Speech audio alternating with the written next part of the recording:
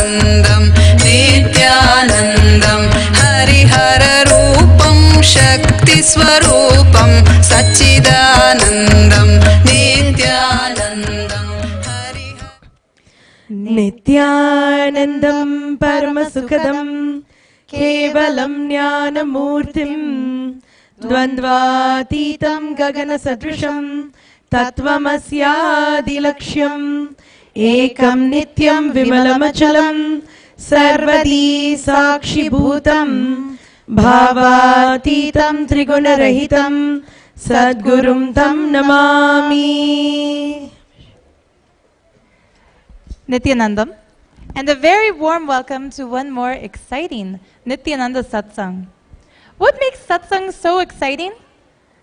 The unexpectedness. We never know exactly what Swamiji is going to say. We also never know what each other are going to say.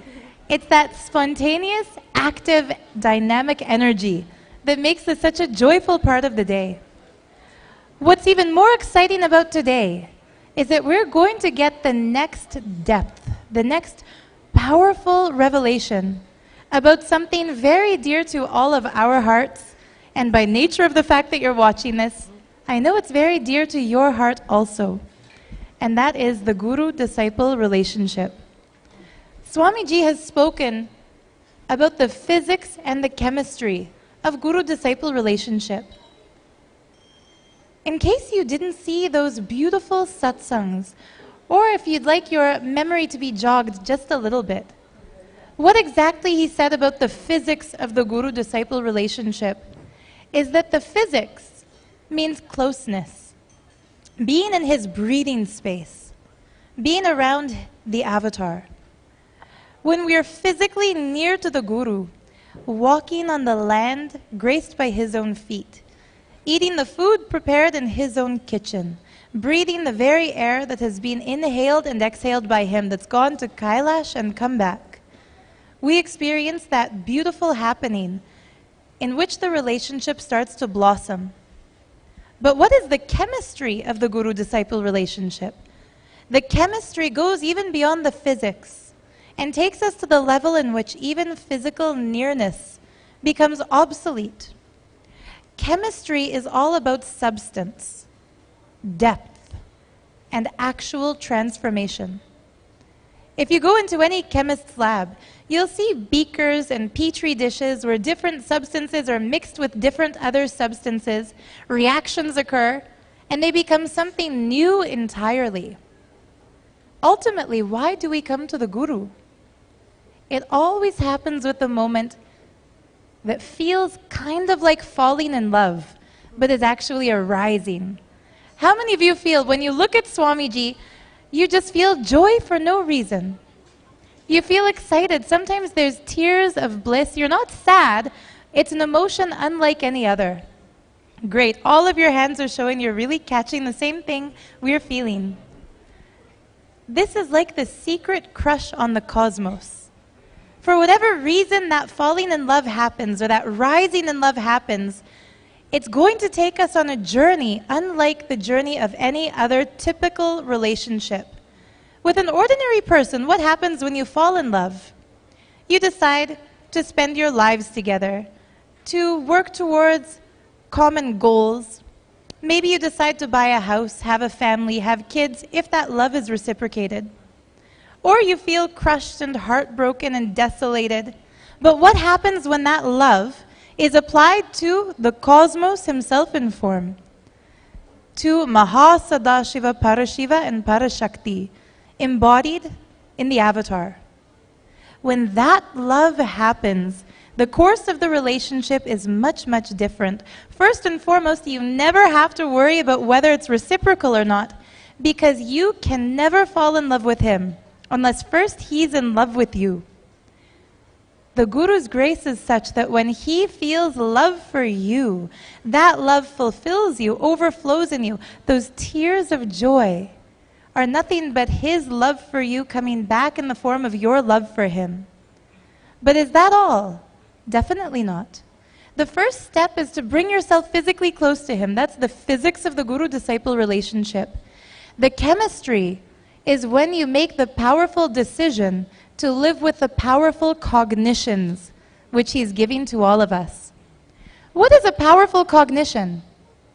It's the realization that you are the space creating everything you experience inside you and as life. Your inner space is not a reaction to the outer world. So many people have this chemistry all wrong. They'll think, if Ma Mahayoga is really nice to me right now, I'll be happy on stage, but if she turns and beats me with that microphone, I'll be really sad and my life will be horrible. Do I look sad? Is my life horrible? No. And once you pinched me and it really did leave a bruise. Oh, I did. There's absolutely no control over what I do on stage. No, a warning to Matrayaksha. Anyhow, as long as we feel our inner space is a reaction to the outer world, we'll be powerless. Everyone else around us, their opinion of us will determine whether or not we feel confident. Their niceness to us will determine whether or not we are happy. Their meanness to us will determine whether or not we're sad.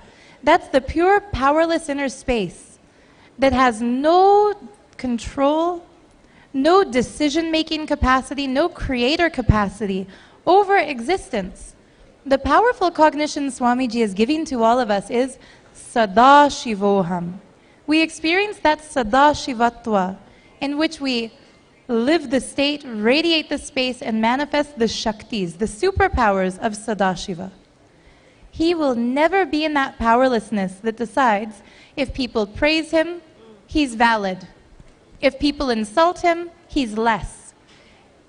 In his space of Swayam Prakasha, self-effulgence, self-fulfillment, there's no question about the fact, the very real fact, the reality, that he is the source of everything, that existence itself happens in his sea. Wherever his eyes land, creation happens there as he decides. Now, when he's giving us the space of becoming him, that same powerful cognition is given to all of us. If we take it, live with it, decide, yes, my inner space determines my outside experience, so I am always going to be in the space of powerfulness. If somebody beats me with a mic, I choose to feel that as pleasure and fun and an expression from a friend. Not as some big mean, oh my God, I'm being bullied. And then what happens? That's what it is. When we decide that our space creates the reality in which we live, we manifest the ultimate reality. This is when the individual conscious breakthrough becomes the global superconscious breakthrough for all humanity. Imagine when each and every one of us gathered here now understands this beautiful chemistry. That the powerful cognitions Swamiji is giving to all of us are not just theory and philosophy. That they are literally the guidebook by which we can live our lives in such a way that whatever we want happens simply by nature of the fact that we know it's the reality. We're often caught in desires that don't come true.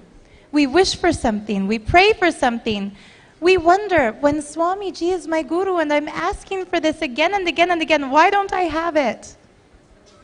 That means we're not manifesting the powerful cognition. Existence is like the Divine Mother. Imagine if you have a child and you see your kid is always holding one specific toy, maybe a teddy bear, maybe a truck, maybe a blanket for security. What do you assume? You assume the child likes that. You'll never yank it away from your child. When the birthdays come or the holidays come, you'll give more of what that kid is always holding on to. Mahasannidhanam, Parashiva, Parashakti respond to us exactly the same way. As cosmic father and mother, they'll see what we're holding on to and they will give us more and more and more of that. So if you're holding on to this powerless idea that you're a victim and that your prayers are never answered and that no matter how much you want something, you never get it, existence is going to give you tatastu and say, see, look, this kid is holding on to this idea that she's a victim. She must love playing that role and holding that identity. Here are more reasons to feel like a victim. Then what happens when we manifest the powerful cognition? When we suddenly get the click, the cognitive shift happens, that we're creating the reality we experience. Suddenly we know what Swamiji means when he says to drop it and create a space. When these powerful cognitions land in us, the ultimate chemistry of the guru-disciple relationship is accepting the proposal given to us by the guru. When that mutual love is expressed, he doesn't come to us with the ring saying, "Will you marry me? Will you be my wife?" He comes to us with the proposal saying, "Will you become me?" Mahasannidhanam is here in the form of the most glorious avatar, His Holiness our Bhagavan Paramahamsa Shri Nithyananda Swamiji. And when we feel this love for him as disciples, the best thing we can do is accept his proposal and say yes to those powerful cognitions to become him.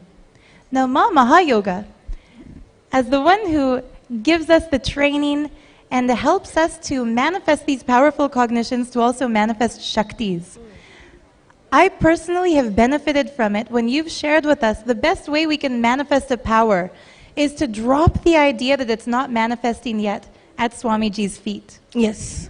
And this happens every time. When we grasp it and do it, the Shaktis just flow. In your experience, working with so many thousands of people, how does this chemistry express in someone who gets it as a psychological understanding? Maybe intellectually they know it's real. Okay, I'm holding this, I'm manifesting a reality I don't want, but how do I drop it?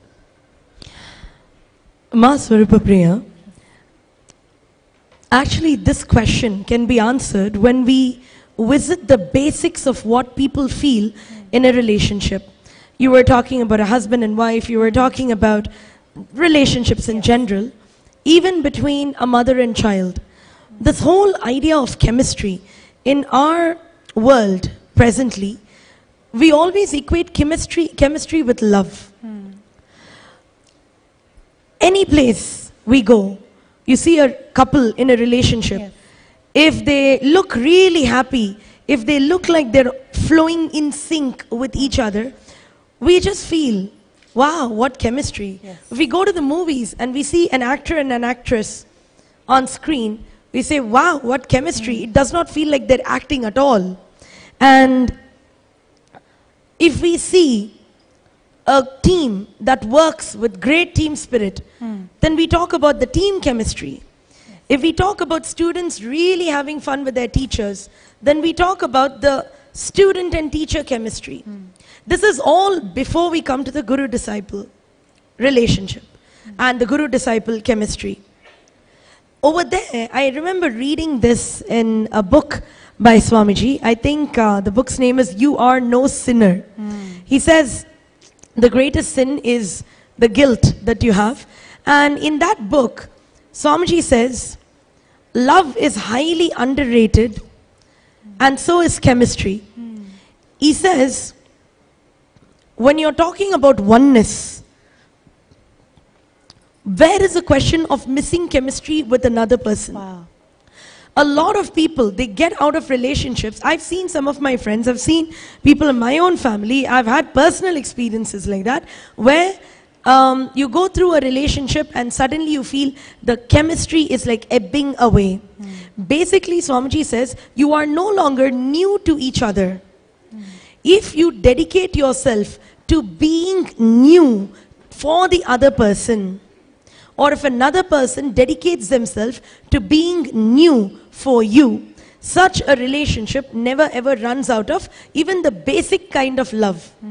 And such a basic kind of love is also extremely healing for your body. Swamiji says even a child's first love on an ice cream, on a puppy, on something that's bright and colorful. You see how kids go when they want to touch something, they just go and grab it. And then they like bang it, they do whatever they want, and then they can't control their joy, so they're laughing. At that point, they are experiencing chemistry. You know what I feel? I feel the chemistry is the intelligence behind the feelings you develop in a relationship. Feelings are reactions, but chemistry is the intelligence. Like how we say, seeing is an actual conscious action. Looking is just a reaction. If you say, Mahayoga, I look at you. But if I've got to do a power manifestation and see, that becomes an experience for people. experiencing the powers of our third eye. So it really feels like, even in an ordinary relationship, I mean, what we call as ordinary, but that's how we all start off. The first relationship is with your mother. If there is an incompletion there, have you ever seen like where the mother loves the baby is not enjoying much with the mother? They choose a dad more, they choose the grandparents more. Do you know why that happens? Because the intelligence, the chemistry between them has been lost, or it has been ebbed away. Swamiji always says, say for example, you are holding this mic. Your hand is capable of doing this action. But there's an intelligence behind this hand which is capable of teleporting to all of you. Teleporting any sacred material to all of you. There is an intelligence behind the hand which is capable of blessing everyone. So there is something called matter, and then there is an intelligence behind it. Thoughts, the thought currents that contribute to, that make you feel you are in a relationship, those thought currents are matter. But the intelligence behind that is a chemistry. When that is healthy, when the intelligence is still intact, then you feel you are in love. But then the same person, 2 days later, will suddenly feel, oh my God, I can't feel anything. Where did it go? It is like, I should give you this example. A person who came for, not Mahasannidhanam, for, which program is that? For Sadashivam, was it? Which year? No, this time only, recently. So I think it was for Mahasannidhanam. She was so in love with Swamiji. Like, she will walk shivering. She'll be like, I'm seeing Swamiji everywhere. I'm seeing Swamiji everywhere. All that kind of stuff. Okay? But anybody she sees, she'll melt to tears and all. If she sees a brahmacharni, she'll be like, oh my God, you're so lucky. You've sacrificed your life. You've come here. You're getting to live with Swamiji. I am also soon going to come and live with Swamiji. I love him so much, and it was the first time coming here directly for a big program.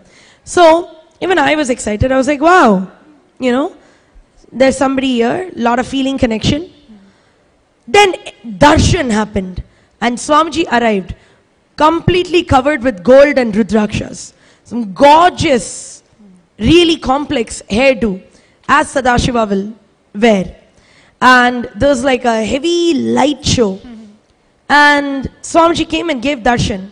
After that, I went running to the woman and I said, hey, did you enjoy yourself? She just gave me one frozen look and said, I think I made a big mistake. I was like, excuse me? I actually thought she had bipolar or something at that time. Because it was such an extreme reaction. I told, what happened to you?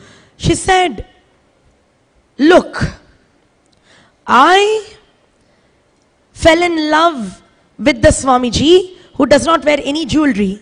And I fell in love with the Swamiji who I saw on YouTube sitting on a regular, throne. And he had no jewelry on him, no fancy clothes. And then she was like, here I'm seeing him full of embroidered clothes and all this stuff on him and all that gold, all these backgrounds. I'm not able to feel anything for him now. Then I told her, no, do not go out of the spot. And just be here. And I told, when you're in love, at least even the basic kind of love, can't you give the freedom for the person to, project themselves the way they want to? And then she was mulling over it, thinking about it. Later we found out there's a pattern that she's developed in her life because her family used to call her characterless and God knows what all, because she started earning a lot of money in her life. And because of that, she gave up everything and decided to be like a single parent and work very hard and completely lives away from the family. She just does not entertain the family at all. Now over here in this scenario, what do we think happened? There are certain thought currents that develop in you when you're seeing Swamiji in a certain way. The chemistry, the intelligence behind that feels really strong. But because the intelligence behind the thought currents you share about the family members who have treated you badly for having a lot of wealth, Because those thought currents exist, when you see Swamiji heavily covered with gold and jewelry and finery and all of that, those thought currents come and interfere.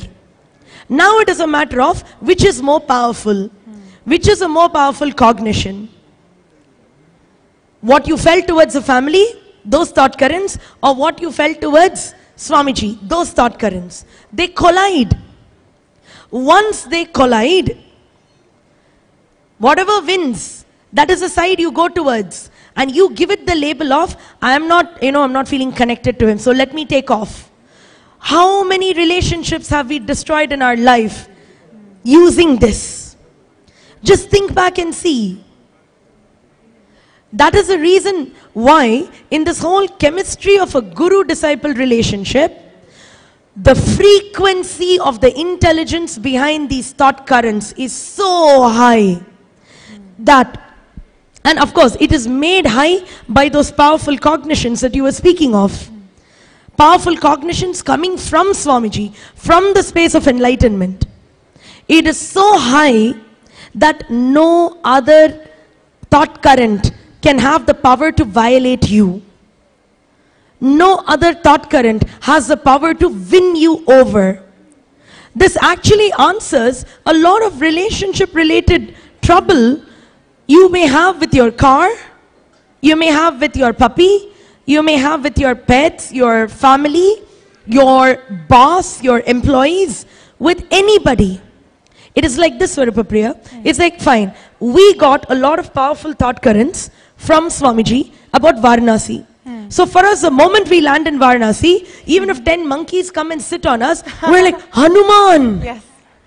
Oh my God, and we'll start making videos and selfies and all of that immediately. The post will go on Facebook. You will want to be here seeing our pictures. Yes. Somebody will steal our footwear from outside of a temple and we celebrate the fact they've taken our karma. Our karma. And we get to walk barefoot in those sacred streets. Exactly. If there's a big nail that goes inside us, we're like, blood had to leave from that place. Kala Bhairava has completed me. I recently got bitten by a dog and I was like, when all that blood poured out, I was in a lot of pain.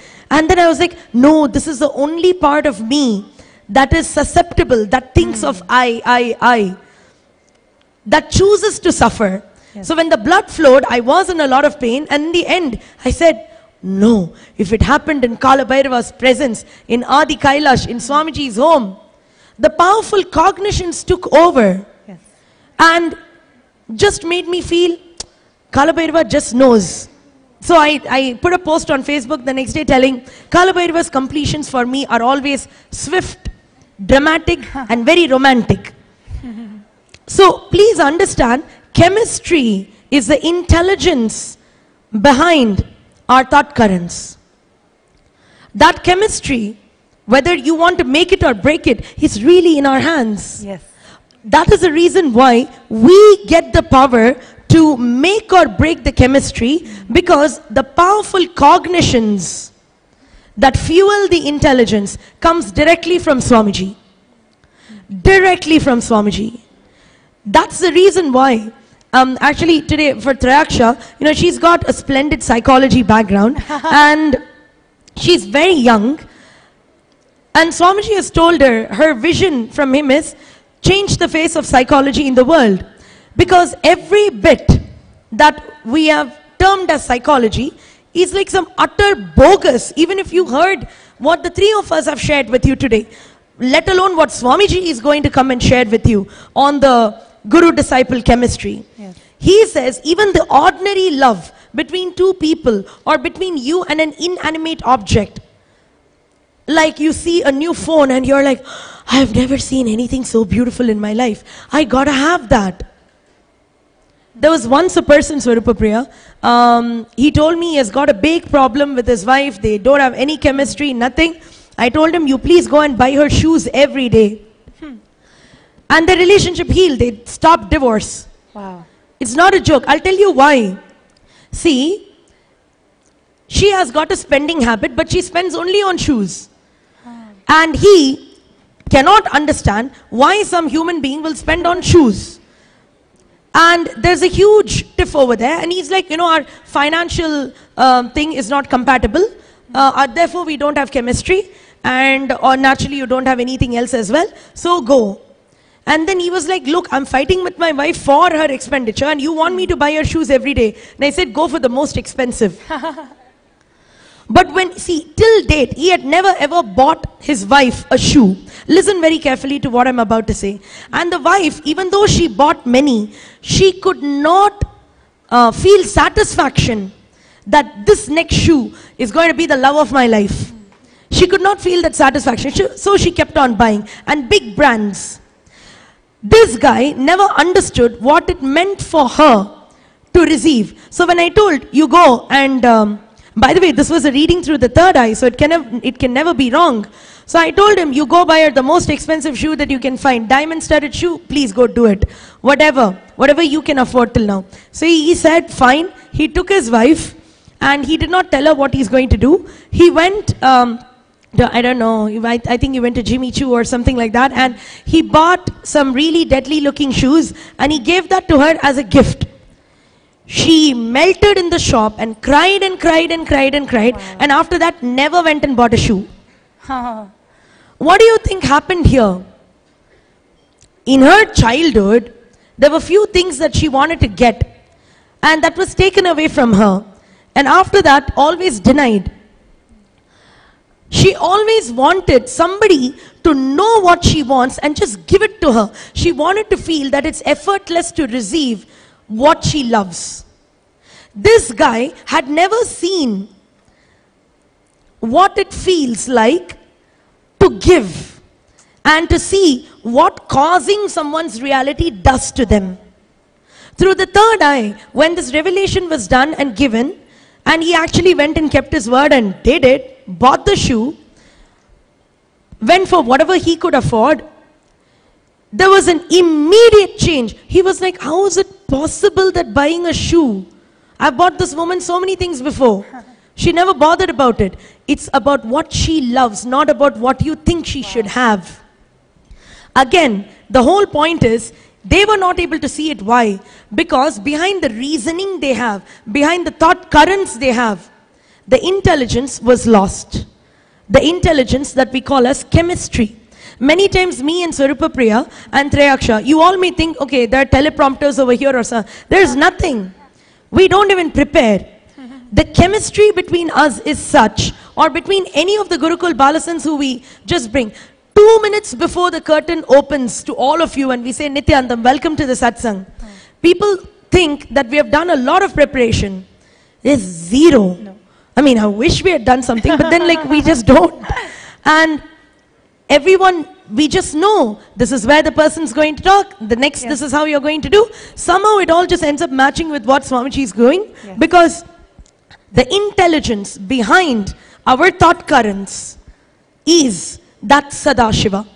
If anybody wants to experience each other as God, as divine, you want to raise the frequency of your love, you want to experience love like you have never experienced before, it is time to instill intelligence, divine intelligence of the third eye into or behind your thought currents. It's like you've got the matter and then you have the soul. The soul is the intelligence behind the body. Like that, every matter has got a strong intelligence behind it. Actually, that is what Swamiji says. Light and then anti-light, sound, anti-sound. On what it reflects matters. For on the day with the shoe example, that guy's love, how much ever it was remaining, it got reflected on the unmanifested thought currents of that woman. That is the reason why she derived such satisfaction, like the soul satisfying feeling. Now, we know all of this because it's a third eye download for us. But in terms of modern psychology, define love, define chemistry, and let's define, forget about guru-disciple relationship. Swamiji says you can be a guru-disciple to yourself. Why do you think so many people live in self-hatred, but outside they say, I'm happy? It's like a robot saying, I'm charged up, I can walk, I can talk. Why do you think that is? I think when it comes to any human relationships, the main thing is that there's always a clash of egos. So even when we say chemistry, you don't ever find a relationship like a guru-disciple relationship where you have two people giving each other, you don't have two people giving each other powerful cognitions. Right. It is simply a power game. So living in that kind of environment, and that is why so many of us take sannyas. Sannyas is nothing but the decision to say no to all of those relationships and only say yes to that relationship between you and the Guru, where you're only being constantly empowered, constantly being given powerful cognitions and having the right chemistry. Let's expand a little bit on that whole sannyas thing. Swamiji says, sannyas is the space where you are complete unto yourself. Whatever love you want from others, whatever knowledge you want from others, in that space, you find everything right here. And he says, whether you are married, whether you are a sannyasi, for enlightenment, you have to have the space of sannyas. When that is the case, I always wondered, why this whole thing about chemistry and love and the intelligence behind the thought currents is not taught to us at school. They teach you sex education, they teach you about hormones and biology.